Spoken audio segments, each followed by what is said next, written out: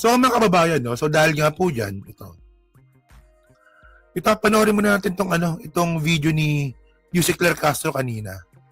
So, panoorin nyo ito Hirap sa hindi nag-aaral, hindi nagbabasa, hindi inaalam. Oh. Lakas din mangasa ni Yusek Claire, no? Tingnan niya, sa unang statement po ni Yusek Claire dito, ang sabi niya, yan ang hirap kasi sa mga hindi nag-aaral, sa mga hindi nagbabasa. Oh. Alam niyo, ayan po, alam niyo kung anong tinanong kay Yusek Claire dito. Yung tanong po kay Yusek Claire dito, no, tungkol nga sa criticism na ginagawa nga po ni Sara, na halos wala nang ginagawa yung gobyernong ito, ngayong panahon nga ng crisis. Yan ang sabi ni Yusek Claire.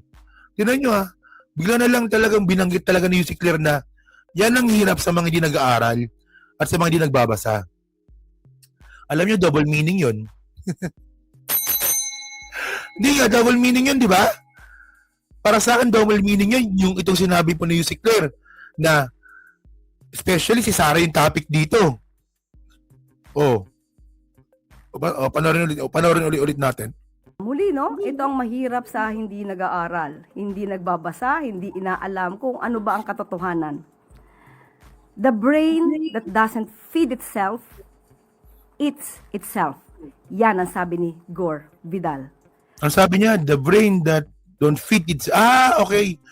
The brain that doesn't... Nakuha nga. Sorry. Eats itself. Okay, wait. The brain that doesn't feed itself. Okay. The brain doesn't feed itself, eat itself. Grabe itong si Yusek Claire, no? Para ba kay Sara yan? Para pinapalabas mo talagang bobo si Sara dito. Mga DDS, naintindihan nyo ba sinabi ni Yusek Claire? Puro lang kayo bash kay Yusek Claire, pero sa totoo lang, hindi nyo lang siya naintindihan. Alam nyo mga kababayan, no? Hindi porket na hindi nyo naintindihan ng isang bagay, ibig sabihin nun mali na. Minsan kasi kailangan yung intindihan ng mga bagay-bagay bago kayo magalit. Pero sinabi ni Yusek Claire, naintindihan nyo, English kasi, kaya di naintindihan, di ba? Sabi ni Yusek Claire, the brain doesn't eat itself, eat itself. Ginawa niya kung kanino yon, pero ibig sabihin nun, kapag ang utak mo hindi mo pinapakain, kakainin niyo yung sarili niya. Parang kayong mga DDS din yun eh. Tingnan niyo, di ba? Kayo din yun eh. Kasi kayo ayaw niyo matuto. Puro kayo digong-digong, puro kayo patay-patay, puro kayo druga-druga. Tanginan to mga DDS at walang ibang alam ko di druga-druga. Tingnan niyo Ako may nakakausap po ako ng mga DDS. Ang lagi nila sinasabi, mabuti pa ng panon ni Digong. Bakit daw? Mabuti pa ng panon ni Digong. Maraming daw pong drug lord ang nahuli. Di bobo. Bobo ba mga kababayan? Kaya sabi ko nga, syempre ako nagiging polite naman ako. Ayoko makipag-away. Diba? So, ang tanong ko, sige nga sir, sinong drug lord na pahuli ni Digong? Ayun ang ibig sabihin nun. The brain doesn't feed itself, eat itself. Kasi ang mga bobang mga DDS, ang utak nila, para sa kanila, maraming napapatay si Digong. Maraming napahuli si Digong na drug lord. Pero kahit nasang katutak na po yung ebidensya na wala naman talaga, puro mahihirap na yung napapatay, hindi niya po tatanggapin yan. Ayaw niya tumanggap ng bagong information. Ang gusto ko lang talagang intindihin, maraming drug lord ang napapatay at napahuli. Katulang ebidensya. Sakto sa mga DDS yun. Di ba? Tama, di ba? Sakto sa mga DDS yun. Kasi ang katutak ng ebidensya mga kababayan na mga napapatay lang puro mahihirap. Ni isang mayaman wala. Ni isang middle class nga wala eh. Alam niyo kung bakit? Kasi alam po ni Digong na kahit middle class lang yan, kayang lumabas sa korte niyan. Kaya doon lang sila sa mahihirap na alam nilang walang magagawa. Napakasama, di ba? Oh, Davao City, no? Parang Singapore. Ayan na paniniwala nila. Pumunta nga kayo ng Davao kung parang Singapore nga. Ang tanong, napunta na ba kang Davao City? Oh, ang tanong, parang Singapore ba talaga? Hindi, kahit di pa nakakapunta ng Singapore. Kahit di pa nakakapunta ng Davao City. Parang Singapore ang Davao City. Di tanga nga. O, tama nga yun. O, paniwala si Banat Bay. Mga tao. Kaya nga no? Ewan ko sa mga DDS na to, no? So, tama to sinabi ni Yusek Claire Castro. Hindi lang ito para kay Sara Duterte. Para din po ito sa mga bobong mga DDS. Nakapunta po ako. Yung Davao City. Diba? Hindi ko naman sinasabing bulok ang Davao City. Diba? Pero ang tanong po sa Davao City ba, parang Singapore ba talaga?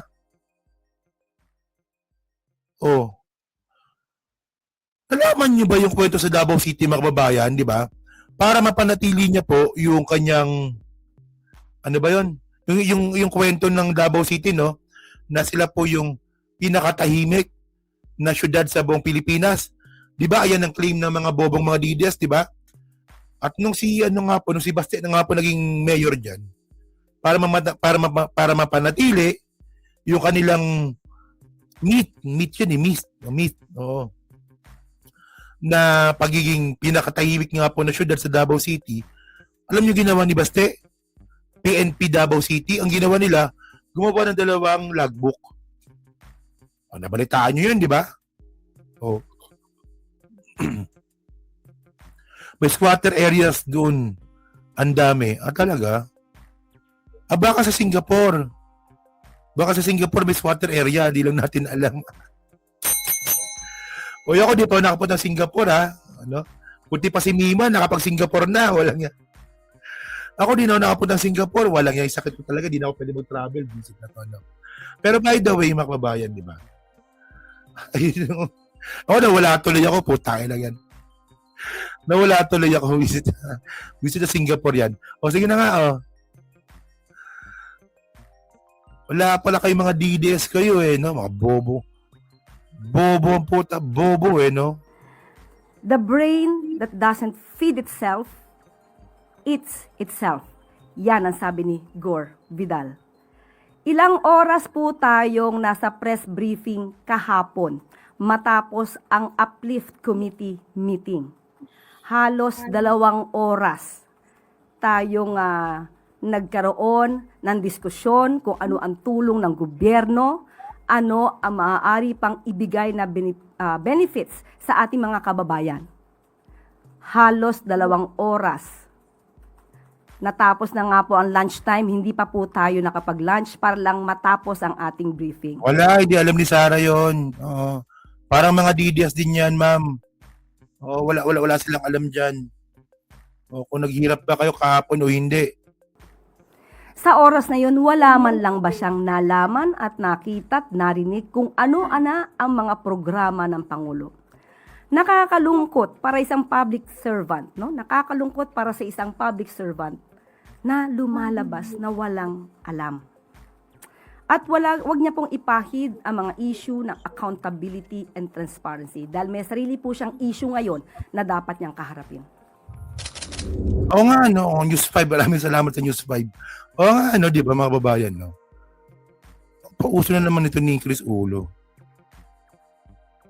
Patawa naman si Chris Ulo kung ano na sinasabi. So, yun na, kababayan, no? Okay. Alam nyo, no? Yung ginagawa ni Sara ngayon kasi, sobrang bigat talaga ng issue kinakaharap niya ngayon. As in, mabigat talaga. Walang squatter sa Singapore Takero, puro HDB. Ano HDB? Yung building, no? Yun ba yun? Oo. So, hindi baka sa mga DDS, no? Baka yun ang... Hindi, pero by the way, mga babayan, no? Sa dinami-dami nga po na kinakaharap nga po ni Sara Duterte issue, ang ginagawa niya na lang po kasi, pagtatakpan niya lang ito ng kung ano mang gawa-gawang istorya na walang ginagawang presidente. Di ba? Pero nakakatawa dito mga kababayan, sa dinami-dami naman po na pwedeng gamitin na word no, para sagutin si Sara Duterte, Duterte. Ginamit niya pa talaga yung word na yan ang hirap pag hindi nag-aaral. Kasi nga po, tandaan natin, no, si Sara nga po, tulad ng hinala natin, di ba? Actually, hinala na natin to dati pa eh. Tama, di ba? Ano bang hinala natin dati? Kasi Sara Duterte talaga, kaya nakapasa sa law school, may lumakad. O, di ba? Ayun ang ano natin eh. Ayun ang hinala natin dati eh. O ngayon, ang kailangan na lang natin dito malaman kung paano siya nakapasa ng bar. Tingnan mo ha, nakapasa siya ng bar. Oo. Ang score niya 80. 80 flat. Oh, wala man lang 80.0.1, 80.050, 80.81. Wala eh. 80 talagang sakto, 80. Ewan natin kung bakit nagkaganon, no? Pero, so by the way, okay na, sige, kayo nang bahala mag-isip niya kay Sara kung, at saka kay Yusik Claire, no? Kung ano man yung ibig niyang sabihin dito.